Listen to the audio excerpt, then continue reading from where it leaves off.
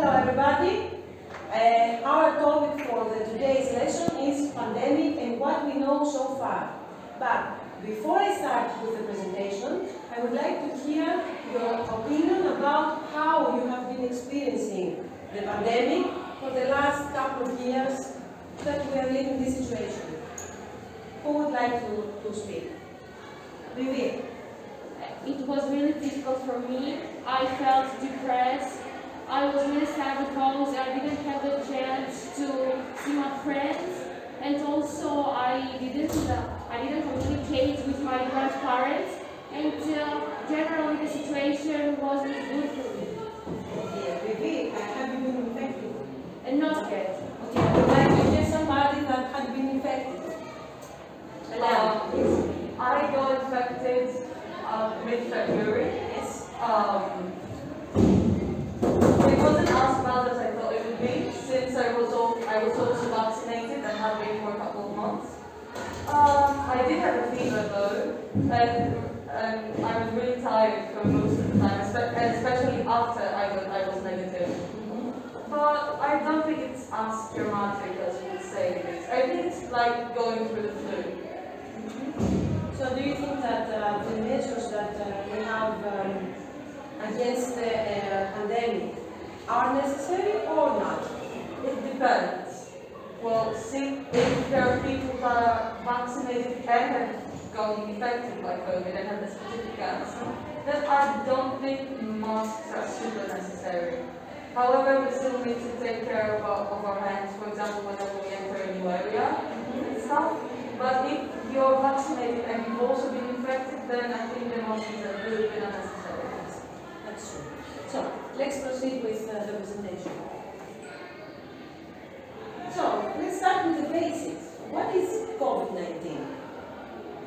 Let's go back in December of 2019 in Wuhan, China, where that month a lot of pneumonia cases have been reported.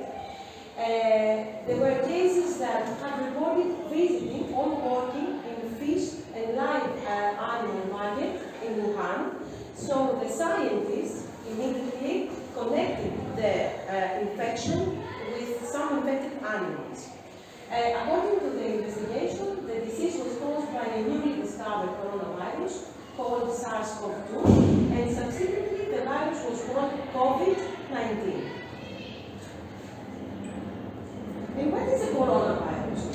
Has anybody of you heard why we call this virus coronavirus? Okay, let me explain. This virus belongs to a large virus family that have this specific structure. As you can see, we have the genetic material of the virus surrounded by a protein envelope consisting of spike proteins. Those spike proteins give the appearance of crown. And what is the word crown in Latin? Do you have any idea? Corona. And that's why the viruses call themselves coronaviruses. Okay? Most of them cause respiratory system disease. And SARS-CoV-2 is not the first coronavirus that we have studied. We have studied SARS-CoV-1, MERS-CoV, that were viruses that caused epidemic in China in 2003 and in Saudi Arabia in 2012. Most of coronaviruses, we know that circulate in a range of animals, and somehow they jumped to the humankind. This is called spillover.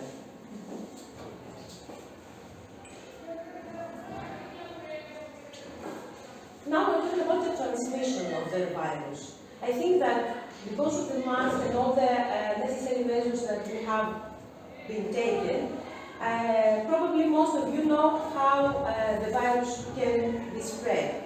So, would you like to add something? Would you like to tell us what is the most common way of transmission of the virus? Human contacts and droplets. Right. So, the virus can spread from a person to another person through saliva droplets. Those droplets usually are released when we talk on So this is why we have to wear our protective masks, because the saliva droplets can travel through the air, so they can come to contact with another person that is close to us. Additionally, studies have shown that the disease can also spread through infected objects. So when somebody touches an infected object and then touches his nose, mouth, or eyes with his bare hands, most probably he has gotten infected.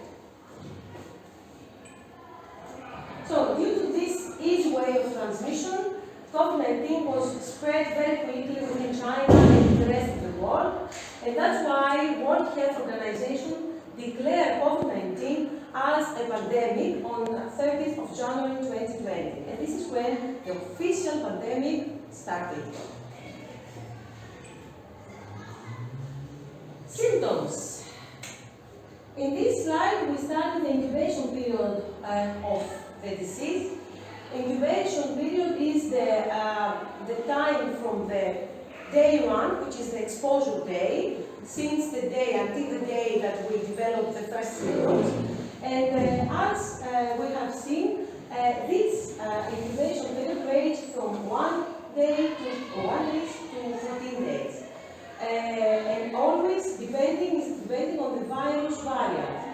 Now we know that we have multiple types of virus mutants, like Omicron type, Delta type, and some subtypes of those types, okay? So the range has to do with the type of virus. Also, we have to emphasize that there are some people that can be totally asymptomatic, which means that they can be infected without developing any symptom at all. So, these are the most common symptoms that somebody infected can develop. Marilena, I think that you have been diseased twice. Yeah. What symptoms did you have? I had fever and lots of taste and smell. And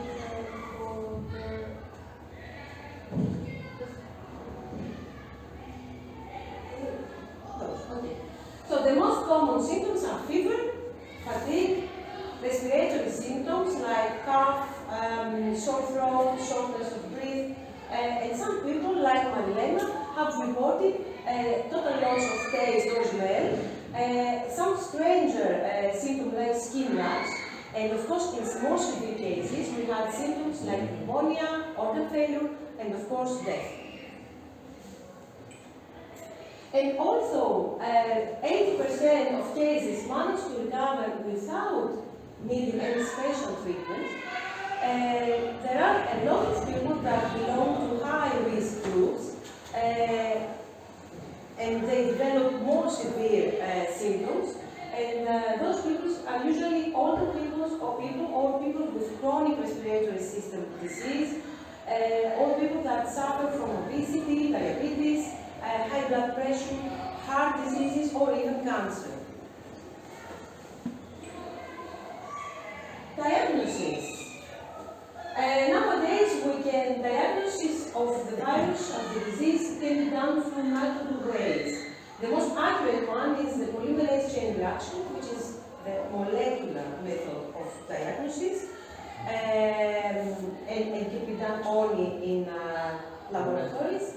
And some special blood tests can be run, or an easy rapid antigen test that we used to do it by ourselves in our houses to be tested. And we did that by collecting some nose fluid, and then with the help of some solutions we could detect the virus in our body, or not detect the virus in our body. How about treatment? Have you heard about any virus treatment against COVID-19? not treatment. No, there is no treatment so far. Some medicines have been under investigation, so hopefully we will have some treatment in the future years. But for now, there is no medicine specialized for COVID-19.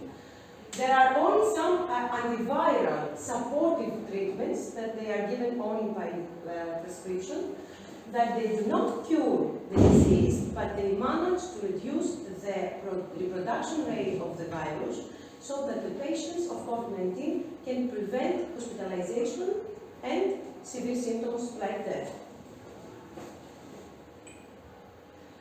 So, our only and significant weapon against COVID-19 is prevention.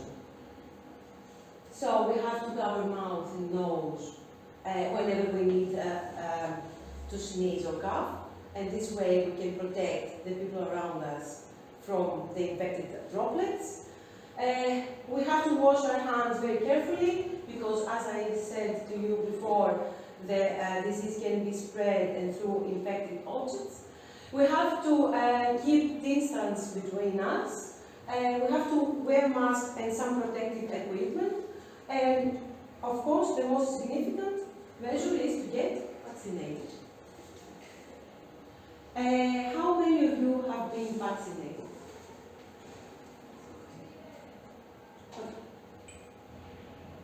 Of course, if somebody feels unwell, he has to stay home and seek for some professional medical care. And this is how we can stop or prevent from spreading the transmission of virus.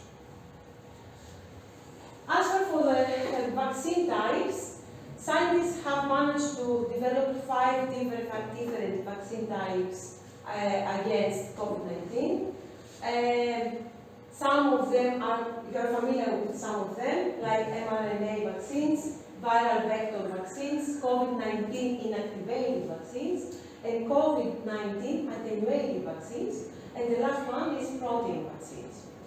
All of them have the same goal, a common goal, to train your immune system to recognize and fight the virus.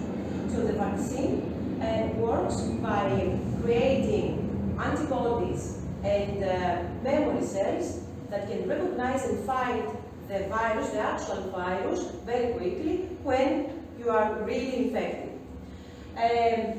All of them have the same goal, as I said before, but they are based on different technology. So, here are some short information about each type of vaccine. The first one is the viral vector vaccine, where we use an unrelated harmless virus to transfer the SARS-CoV-2 genetic material into our body. And in this way, we can trigger our immune system response, and we make our immune system to produce antibodies and memory cells against COVID-19. In the second case, we have the genetic vaccines, mRNA vaccine, for example, where we do not use some virus, but we just use the mRNA molecule from the virus, and by insertion of the mRNA in our body, our immune system can be triggered and can start producing antibodies, memory cells, and can be trained against COVID-19. The next two cases, the inactivated vaccines and the attenuated vaccines, work in a similar way.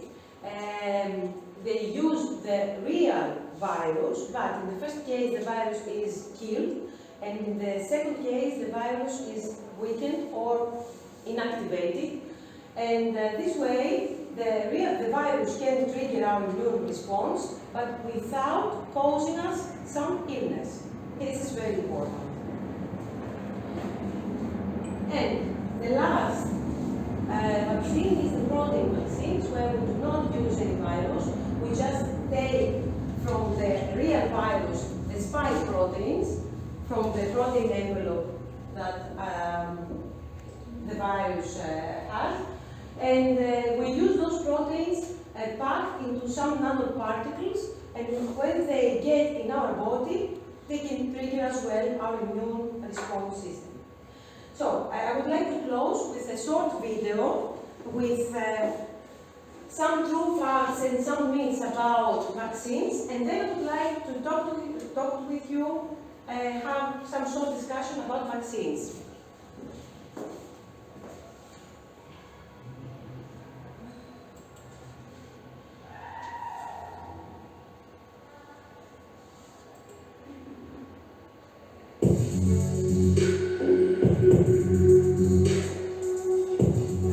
Have you been able to get your COVID-19 jab yet? Many countries are rolling out the COVID-19 vaccines so that the pandemic will be over and we can get back to normal. How would a vaccine affect your body? How long would it take to build up immunity to COVID-19? If you've never had COVID-19, your body doesn't know how to fight it off. Vaccines help train your immune system to recognize the virus and be ready to attack. But as we all have different immune systems, we respond differently to the vaccine and the virus. Having side effects has nothing to do with the effectiveness of the vaccine. So let's see what's going on once you get the jab. Congratulations! You've just had your first dose of the COVID-19 vaccine. For this episode, we'll be focusing on messenger RNA, or mRNA vaccines. Once it enters your body, the mRNA vaccine instructs your cells to create a spike protein. This simulates part of the SARS-CoV-2 viral structure and tricks your body into believing that it's been infected. The spike proteins will then head to the surface of your cell. Your immune cells will detect these proteins that don't belong and begin making antibodies. If you happen to catch the virus in the future, these antibodies will attach to the spike proteins on both your infected cells and the coronavirus. This will mark them for immediate termination by your immune cells. To be clear, the mRNA does not change your DNA in any way. Hear what I say? Once the spike proteins are made, your body destroys the mRNA. But are there any side effects you should be worried about? 5 minutes after your vaccine shot, you'll feel some soreness in your arm. To be safe, the Centers for Disease Control recommends you stay at the vaccination site for at least 15 minutes in case of a severe reaction. While it's rare, you could have anaphylaxis, which is an immediate allergic response. It causes a series of symptoms such as hives or swelling. Thankfully, trained healthcare personnel will be available at every vaccination site to treat you immediately with epinephrine. And according to the CDC, you have a greater chance of being struck by lightning, around 1 in 500,000, than having an allergic reaction. 4 hours after your vaccine, you could feel nothing at all. Lucky you. But you could also get a slight headache or a low-grade fever and feel tired. This is perfectly normal, and it's a sign that your immune system has kicked into action. At this point, you may experience mild symptoms as your body acclimatizes to the vaccine. You might feel tired and feverish. Be sure to get some rest and take the day off work if you need to. After about 48 hours, you should start to feel normal again. So let's keep going. Okay, if you got the Pfizer or Moderna vaccine, you need to get your second booster shot 3 to 4 weeks after the first dose. Your immune system would be stronger than the first time, but let's see how it goes next. After your second dose, you might feel crummy again. You could feel tired, feverish, and you might get the chills. These reactions are more common after the second dose of the vaccine. but they're mainly mild to moderate and usually go away in a day or two. And 2 weeks after your second shot, you'd be fully vaccinated against the COVID-19 virus. So far, the Pfizer-BioNTech vaccine has been 95% effective at preventing COVID-19 illness. In either case, the vaccine can prevent hospitalization and death in people who have gotten sick. So getting a vaccine is your safest path to protect yourself, your family, and your community against this virus. It could also help reach herd immunity by having vaccinated people act as a barrier between non-vaccinated people and those who have been infected. This video was a collaboration between Nucleus Medical Media and the What If channel, where we usually dive into hypothetical scenarios on the human body, humanity, the planet, and the cosmos. Check out our channel by visiting the link in the description below.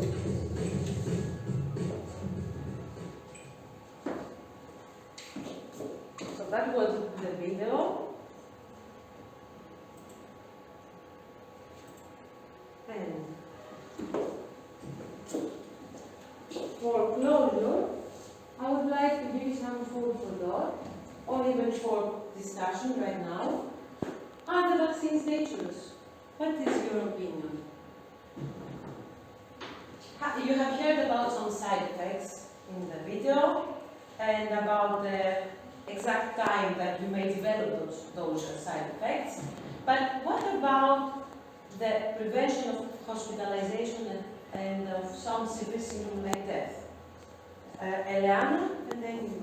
I really believe that vaccines do prevent severe symptoms and hospitalization, especially if you are in a special spectrum where you have asthma problems or stuff like that, diabetes and stuff like that. For example, I've had asthma since I was born, and I'm vaccinated.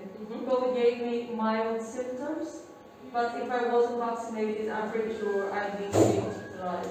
Okay, but you didn't have any side effect related to your asthma after the vaccination? After the vaccination, No, during because COVID, some I did. people were afraid of having some No, I effects. didn't. No, I didn't. I had nothing. I only had a sore arm, nothing else. Okay. Elena? Sorry, Elena? I'm trying to believe that COVID vaccines is not dangerous at all.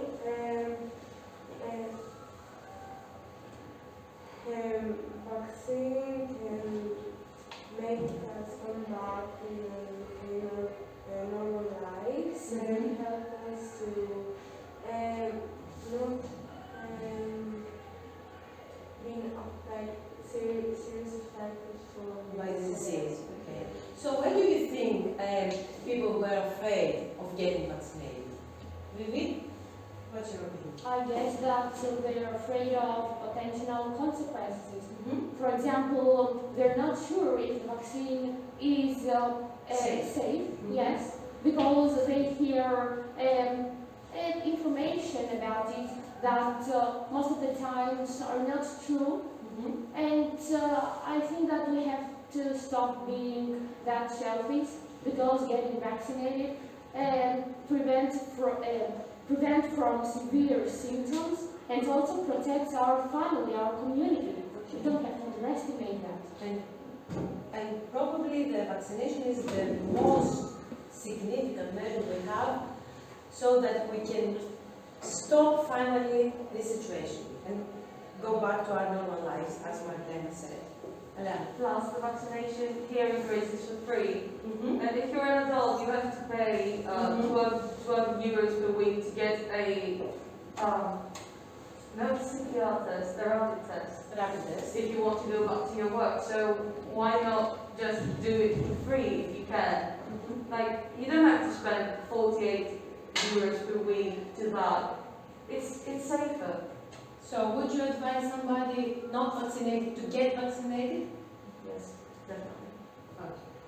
Thank you for the lesson today. Thank you for your attention. See you in another lesson.